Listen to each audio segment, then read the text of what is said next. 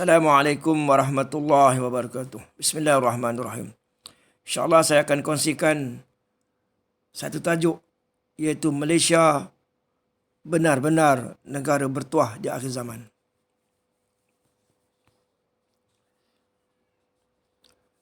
Sudah menjadi ketentuan ilahi, sebuah tamadun akan bangkit, mengibar gagah sebuah panji, berjuang tekad menagih janji. Ini disebut oleh baginda sallallahu alaihi wasallam dalam hadis berabad lamanya. Hati mereka bagai kepingan besi waja, datangnya langsung tidak diduga. Setiap detik 100 tahun pasti datang seorang pembangun, meletak Islam di tempat teragung. Dah sampai masanya. Panji hitam dari timur berkibar setelah Islam hancur, setelah iman mula gugur, takwa yang tersemai hancur lebur. Panji hitam dari timur, dari Nusantara, dari Malaysia, tapi membawa akhlak dan kasih sayang, bukan militan, bukan Taliban. Dirintis oleh seorang pemuda yang tetap sedia dan taat setia pada sultan dan pada bangsa, pada tanah air tercinta. Panji hitam dari timur akan berkibar ke serata dunia, menghapus sistem ciptaan manusia, diganti dengan sistem yang esa. InsyaAllah, Malaysia akan mendapat rahmat yang melimpah tidak terduga. Asbab panji hitam dari timur, yang mana panji hitam dari timur, yang mana pemimpinnya adalah Fatah At-Tamimi, akan menyerahkan kuasa daulah kepada Al-Mahdi, penguasa timur dan barat sejati, pemimpin yang telah lama dinanti-nanti. Tidak lama kemudian dari itu, Nabi Isa pula akan muncul. Janji Tuhan pasti terjadi. Tidak lama lagi akan terbuktilah menjadi realiti zaman cemerlang, gemilang, hidup senang dan harmoni. Seorang tokoh bukan ahli politik, bukan ahli politik. Seorang tokoh bukan ahli politik, tapi ahli agama yang akan menerajui dunia. Seorang ulama akan berkuasa, bertaraf wali, bertaraf mujaddid, yang membawa kasih sayang, bawa keamanan, kemakmuran dan keharmonian. Tapi malangnya, masih ramai di kalangan umat Islam, mereka masih tidak mempedulikannya. Kerana apa? Kerana mereka sibuk berjuang melalui politik. Memacak bendera, memeriahkan suasana. Mereka yakin di tangan mereka lah akan berlaku perubahan itu. Konon-kononnya. Padahal umat Islam ada panduan. Panduan dari Nabi melalui sabdanya, hadisnya, ada membawa berita bahawa di awal kurun sehingga ke pertengahan kurun, Islam akan bangkit dari sebelah timur, yang dirintis oleh seorang mujaddid, pemuda Bani Tamim gelarannya. Dan kemudian akan disambung oleh Imamul Mahdi untuk menyempurnakan. Sepatutnya di waktu ini, sekarang ini, umat Islam telah mencari pemuda itu dan jamaahnya. Mana dia? Yang kata dia Malaysia tu mana dia? Sepatutnya dah jumpa. Dah cari, dah jumpa. Tapi nampaknya macam belum lagi. Ini bukan jamaah politik, tapi jamaah yang membawa pembaharuan yang sesuai di zamannya. Bangkitnya seorang pemimpin yang berwibawa, yang berkredibiliti, menggegar setiap penjuru dunia, mengejutkan dunia yang sedang lena. Munculnya dari sebelah timur, dari Nusantara, pertembungan 3 lautan. Namanya gah dan tersohor, akan mengubah dunia yang kelam dan kabur. Mengamalkan sunnah dari Nabi yang tercinta, membawa sistem ekonomi yang esa, yang global, yang hebat luar biasa, mengubah seluruh sistem manusia. Kemunculannya dinanti-nanti dan terus dinanti. Bila munculnya. Dari sehari ke sehari. Bagi seorang pejuang sejati, inilah saat yang dinanti-nanti. Beliau dari Malaysia, bukan dari negara lain. Pemimpin agung yang dinanti dunia, akan menggegar seluruh alam semesta. Dunia sedang menanti kemunculan Fatah At-Tamimi bagi merubah yang bercelaru di dunia yang kejam, yang penuh dengan seteru. Khabarkanlah kemunculan Fatah At-Tamimi agar dapat kami semua rakyat Malaysia, penduduk dunia ini berjuang bersama Fatah At-Tamimi yang akan membawa insya-Allah kepada munculnya Imamul Mahdi. Jadi tuan-tuan, begitulah yang saya ingin sampaikan kepada tuan-tuan. Jangan prejudis lagi. Sekarang ni carilah jemaah tersebut, carilah jemaah kebenaran, kenal pasti siapa pemimpinnya dan buatlah perubahan sikap. Ubahlah diri kita, perangai kita, PR kita, cara hidup kita daripada yang tak elok kepada yang elok. Maafkan semua salah orang. Jadikanlah akhlak kita akhlak para Nabi yang luar biasa, yang dahsyat. Kalau panjang umur kita akan dapat bersama dengan Fatah Tamimi, dapat melihat calon ahli syurga bi ghairi hisab, Imam Mahdi, Fatah At-Tamimi dan Nabi Isa AS. Kalau panjang umur, mereka-mereka ini adalah ahli syurga, yang dijamin ahli syurga. Mereka itulah bertaraf Mujadid, Khalifah dan Nabi. Nabi Isa itu Nabi. Nabi pun turun untuk mengislamkan seluruh penduduk dunia.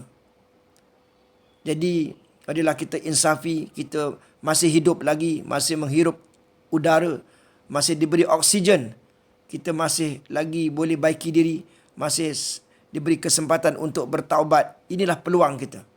Orang lain, kawan kita dah tak ada, ramai dah kena COVID-19, dah meninggal dunia, dah mati, tak boleh beramal lagi, mereka dalam alam barzah. Kita masih hidup lagi. Walaupun kita ni katalah tak berapa baik lagi, belum baik lagi, masih jahat lagi, masih melakukan maksiat lagi, masih melakukan onak dan duri lagi, masih suka bergaduh, masih suka mengumpat orang lain, tapi masih hidup. Maka kita ada peluang untuk kita baiki diri, untuk kita bertaubat, untuk kita gantikan dengan amalan-amalan yang ikhlas. Jadi mudah-mudahan tuan-tuan yang mendengar, tuan-puan, saudara-saudari yang mendengar kuliah saya, ceramah saya ini bersemangat untuk baiki diri. Mudah-mudahan kita panjang umur untuk bertemu, melihat kebenaran dan berbai'ah dengan Fatah Tamimi. Ini bukan cerita olok-olok. Biarlah golongan Wahabi itu dengan konon-kononnya, dengan menolak hadis-hadis dhaif, yang menuduh hadis maudhu dan sebagainya. InsyaAllah, bila sampai masanya nanti, akan bertemulah dengan golongan ini dengan kebenaran. Dan mereka akan terbungkam. Sebab itulah Imam Mahdi akhirnya akan menyerang golongan-golongan Wahabi ini, khususnya di negara Arab. Yang di Malaysia ini, kita doakanlah lagi, doakan mereka, supaya mereka tetap mendapat hidayah insyaAllah. Sekian, wabillahi taufiq wal hidayah. Assalamualaikum warahmatullahi wabarakatuh.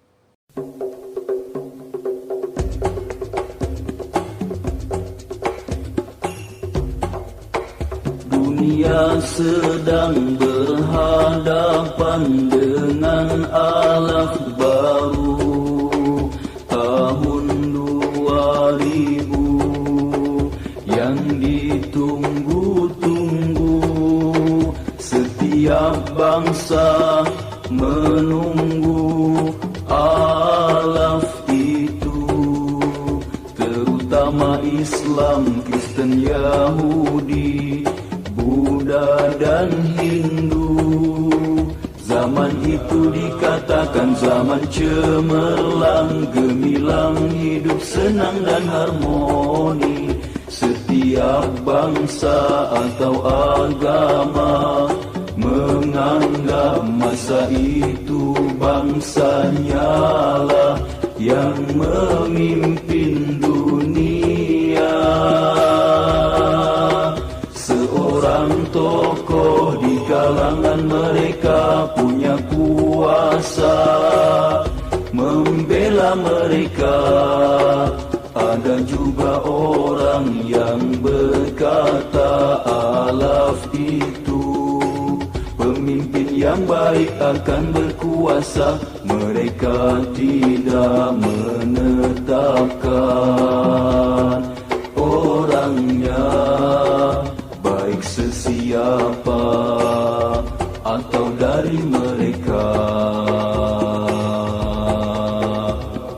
Tidak kurang juga di kalangan bukan Islam meramalkan ini giliran Islam.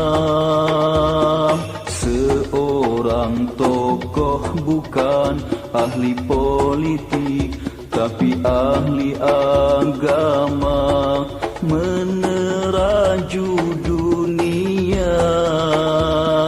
Mereka tidak prejudis, bahkan sama-sama menunggu dengan gembira. Sebagian kecil umat Islam memang percaya seorang ulama akan berkuasa membawa kasih sayang, keamanan, kemakmuran dan keharmonian. Tapi malangnya ramai di kalangan umat Islam. Alaf yang akan datang mereka tidak mempedulikannya. Mereka sibuk berjuang melalui politik, memacak bendera, memeriahkan suasana. Mereka yakin di tangan mereka lah akan berlaku perubahan itu. Padahal kepada umat Islam ada panduan. Nabi melalui sabdanya ada membawa berita bahwa di awal kurun Hijriah ini Islam bangkit dari sebelah timur yang dirintis oleh seorang mujadid pemuda Bani Tamim gelarannya. Selepas ini akan disambung oleh Imamul Mahdi buat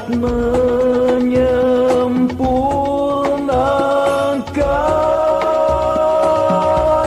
Sepatutnya di waktu ini umat Islam telah mencari pemuda itu dan jamaahnya.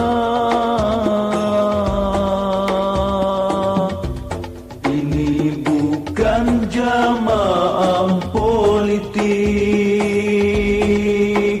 tapi jamaah membawa pembaharuan yang sesuai di zamannya.